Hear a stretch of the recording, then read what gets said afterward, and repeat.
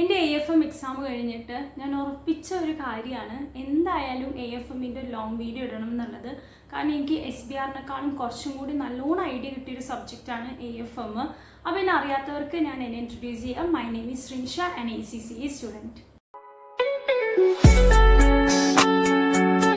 First എപ്പോഴത്തെ പോലെയും നമുക്ക് AFMൻ്റെ എക്സാം പാറ്റേൺ വെച്ചിട്ട് സ്റ്റാർട്ടാക്കാം. AFMൽ ആസ് യു നോ 2 സെക്ഷൻസ് ആണുള്ളത്. ഒന്ന് സെക്ഷൻ എയും സെക്ഷൻ ബിയും.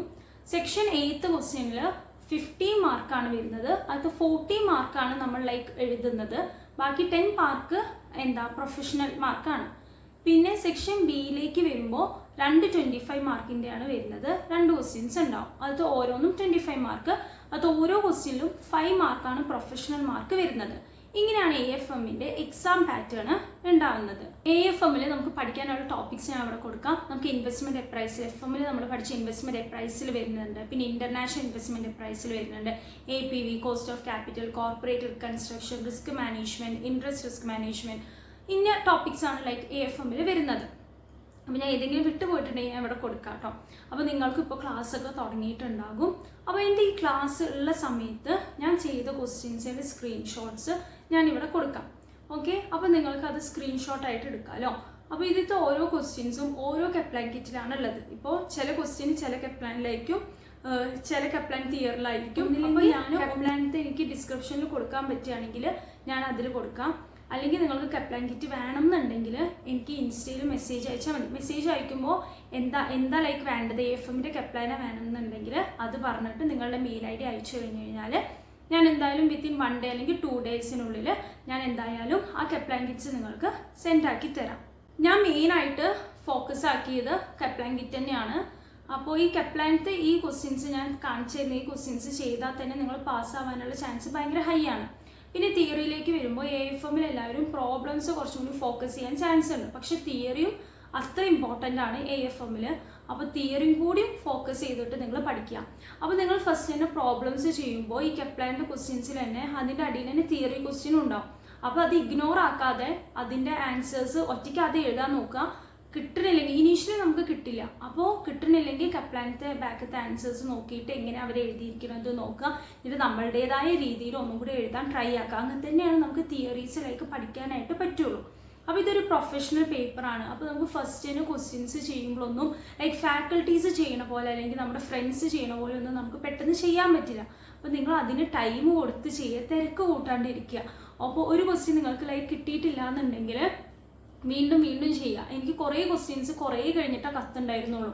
അപ്പോൾ എനിക്ക് നല്ല ടഫായിട്ട് തോന്നുന്ന ക്വസ്റ്റ്യൻസൊക്കെ ഞാൻ മാർക്ക് ചെയ്ത് വെച്ചിട്ട് ഞാൻ വീണ്ടും റിവൈസ് ആക്കിയിരുന്നു. അങ്ങനെ നമ്മൾ കുറച്ച് ടൈം എടുത്ത് ക്വസ്റ്റ്യൻസ് ചെയ്താൽ തന്നെയാണ് നമുക്ക് ക്വസ്റ്റ്യൻസ് കിട്ടുള്ളൂ. മെയിനായിട്ട് തിരക്ക് കൂട്ടാണ്ടിരിക്കുക.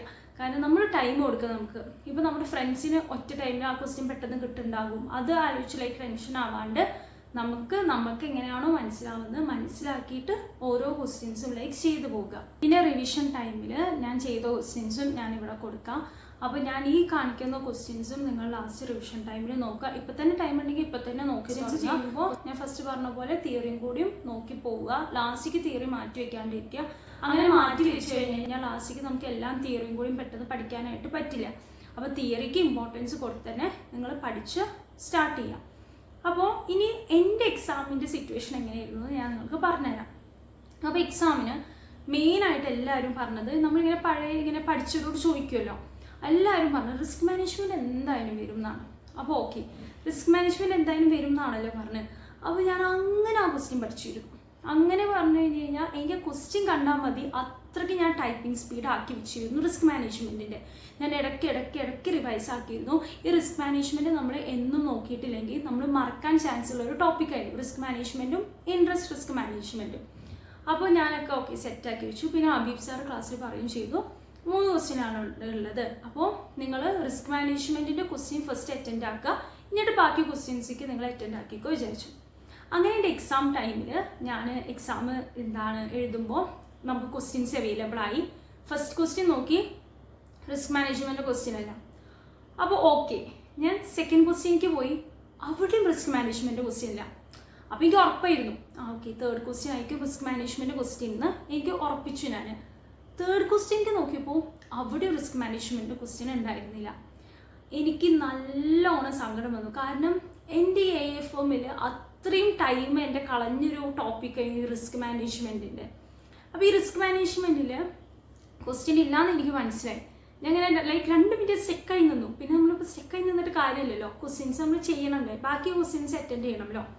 അങ്ങനെ ഞാൻ ഫസ്റ്റ് ക്വസ്റ്റ്യൻക്ക് പോയി. അപ്പോൾ ഞാൻ വിചാരിച്ചു എന്നാൽ ശരി, ഇനിയിപ്പോൾ ഓർഡർ അനുസരിച്ചിട്ട് ലൈക്ക് അറ്റൻഡ് ആക്കാമെന്ന് വിചാരിച്ചു. അങ്ങനെ ഫസ്റ്റ് ക്വസ്റ്റ്യൻ നോക്കുമ്പോൾ APVൻ്റെ ക്വസ്റ്റ്യൻ ആയിരുന്നു. അങ്ങനെ APVൻ്റെ ക്വസ്റ്റ്യൻ ഇങ്ങനെ ചെയ്ത് വരുമ്പോൾ ഇങ്ങനെ സബ് ക്വസ്റ്റ്യനിലേക്ക് ഇങ്ങനെ പോകുമ്പോൾ പെട്ടെന്ന് നോക്കുമ്പോൾ റിസ്ക് മാനേജ്മെൻറ്റിലത്തെ ഒരു ടോപ്പിക്ക് സ്വാപ്പ് അതിൽ കയറി കിടക്കണു. കാരണം ഈ സ്വാപ്പ് ഞാനാണെങ്കിൽ കുറച്ച് ക്വസ്റ്റ്യൻസാണ് സ്വാപ്പ് റിലേറ്റ് ചെയ്തിട്ട് ചെയ്തിട്ടുള്ളൂ. ബാക്കി ടോപ്പിക്സാണ് ഞാൻ കുറച്ചും കൂടി പഠിച്ചിരുന്നത്. പക്ഷെ നമുക്കൊന്നും ചെയ്യാൻ പറ്റില്ല. ക്വസ്റ്റ്യൻ ഞാൻ കണ്ടിന്യൂ ചെയ്തു, എങ്ങനെയൊക്കെയോ അറ്റൻഡ് ആക്കി വെച്ചു. നമുക്കറിയുന്ന മാക്സിമം ഞാൻ ലൈക്ക് എഴുതി വെച്ചു. അപ്പോൾ എനിക്ക് ഏതൊക്കെ ക്വസ്റ്റ്യൻസാണ് വന്നതെന്ന് ഞാൻ നോട്ടാക്കിയിട്ടുണ്ട്. എനിക്ക് ഉറപ്പായിരുന്നു കേട്ടോ, എക്സാം കഴിഞ്ഞ് കുറച്ച് കഴിഞ്ഞ് ഞാൻ വീഡിയോ എടുക്കുമ്പോൾ ഏതൊക്കെ ക്വസ്റ്റ്യൻസാണ് വന്നതെന്ന് ചോദിച്ചു കഴിഞ്ഞാൽ ഞാൻ മറന്നു പോകുമെന്ന്. അതുകൊണ്ട് ഞാൻ നോട്ടാക്കി വെച്ചിട്ടുണ്ടായിരുന്നു. എനിക്ക് സെക്ഷൻ എയിൽ ഫസ്റ്റ് ക്വസ്റ്റ്യൻ ഞാൻ നേരത്തെ പറഞ്ഞ പോലെ APV മെത്തേഡും സ്വാപ്പിൻ്റെ ക്വസ്റ്റ്യനാണ് വന്നത്. അതൊരു മോഡൽ ഞാൻ ഇതുവരെ ചെയ്തിട്ടേ ഉണ്ടായിരുന്നില്ല. പിന്നെ രണ്ടാമത്തെ ക്വസ്റ്റ്യൻ ചോദിച്ചത് ഡിവിഡൻഡ് കപ്പാസിറ്റി ആയിരുന്നു. മൂന്നാമത്തെ ക്വസ്റ്റ്യൻ ചോദിച്ചത് മെർജേഴ്സ് ആൻഡ് എക്വിസിഷൻ ആയിരുന്നു. ഈ മെർജേഴ്സ് ആൻഡ് എക്വിസിഷനൊക്കെ എനിക്ക് അത്രയ്ക്ക് എളുപ്പമുള്ള ടോപ്പിക്കായിരുന്നു. പക്ഷേ മെയിൻ എക്സാം ലൈക്ക് ക്വസ്റ്റ്യൻ വന്നപ്പോൾ ഇതുവരെ ചെയ്യാത്തൊരു കൈൻഡ് ഓഫ് ക്വസ്റ്റ്യൻസ് ആണ് ലൈക്ക് അതിൽ നിന്ന് വന്നത്. എനിക്ക് നിങ്ങളോട് പറയാനുള്ളത്, നമ്മളിപ്പോൾ എത്ര ക്വസ്റ്റ്യൻസ് പ്രാക്ടീസ് ചെയ്താലും ചിലപ്പോൾ എക്സാമിന് വരിക നമ്മൾ ഇതുവരെ കാണാത്ത രീതിയിലുള്ള പാറ്റേൺ, അല്ലെങ്കിൽ നമുക്ക് കുറച്ചും കൂടി അഡ്ജസ്റ്റ്മെൻറ്റ്സ് കൂടുതൽ ചോദിക്കാം, അല്ലെങ്കിൽ നമ്മൾ ഇതുവരെ കാണാത്ത അഡ്ജസ്റ്റ്മെൻറ്റ്സ് ചോദിക്കാം. അപ്പോൾ നമ്മളുടെ ഐഡിയ വെച്ചിട്ട് നമ്മൾ ക്വസ്റ്റ്യൻ അറ്റൻഡ് ആക്കുക. ഒരു ക്വസ്റ്റ്യനിലായിട്ട് നിങ്ങൾ ടൈം ഫുള്ള് കളയാണ്ടിരിക്കുക. കാരണം നമ്മൾ ഒരു ക്വസ്റ്റ്യനിൽ സ്റ്റെക്കായി നിന്ന് കഴിഞ്ഞ് കഴിഞ്ഞാൽ ബാക്കി ക്വസ്റ്റ്യൻ്റെ മാർക്ക് കൂടി നമുക്ക് അറ്റൻഡ് ആക്കാൻ പറ്റില്ല. അപ്പോൾ നിങ്ങൾ ഓരോ ക്വസ്റ്റ്യനും ഓരോ ടൈം അലോട്ട് ചെയ്തിട്ട് ആ ടൈം കഴിഞ്ഞ് കഴിഞ്ഞാൽ നിർബന്ധമായിട്ടും സെക്കൻഡ് ക്വസ്റ്റ്യനിലേക്ക് പോവുക, പിന്നെ തേർഡ് ക്വസ്റ്റ്യനിലേക്ക് പോവുക. എനിക്ക് ഇതുവരെ ACCയിൽ ടൈമിൻ്റെ ഇഷ്യൂ വന്നിട്ടില്ല. One of the main reason ഞാൻ ടൈം നോക്കിയിട്ട് പോകും. കാരണം ആ ഒരു ക്വസ്റ്റ്യൻ്റെ ആ ടൈം കഴിഞ്ഞ് കഴിഞ്ഞാൽ ഞാൻ നെക്സ്റ്റ് ക്വസ്റ്റ്യനിലേക്ക് ആ ക്വസ്റ്റ്യൻ കംപ്ലീറ്റോ ഇല്ലയോ ഞാൻ നെക്സ്റ്റ് ക്വസ്റ്റ്യനിലേക്ക് എന്തായാലും പോകും. പിന്നെ ബാക്കി ടൈം വരുമ്പോഴാണ് ഞാൻ ബാക്കി വന്നിട്ട് അറ്റൻഡ് ആക്കുക ചെയ്യുക. ഫ്ലാഗ് ചെയ്ത് വെച്ചിട്ട് ഞാൻ കണ്ടിന്യൂ ചെയ്ത് പോകും.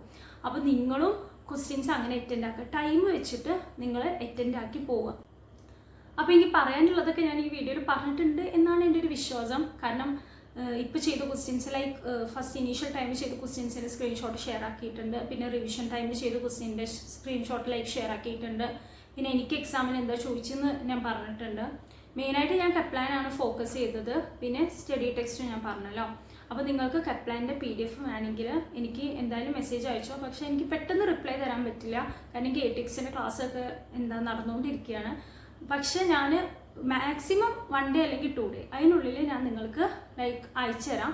നിങ്ങൾ മെസ്സേജ് അയക്കുമ്പോൾ മെയിൽ IDയും അയച്ചിട്ട് ലൈക്ക് മെസ്സേജ് അയക്കുക. അപ്പോൾ എനിക്ക് കുറച്ചും കൂടി ഈസി ആയിരിക്കും.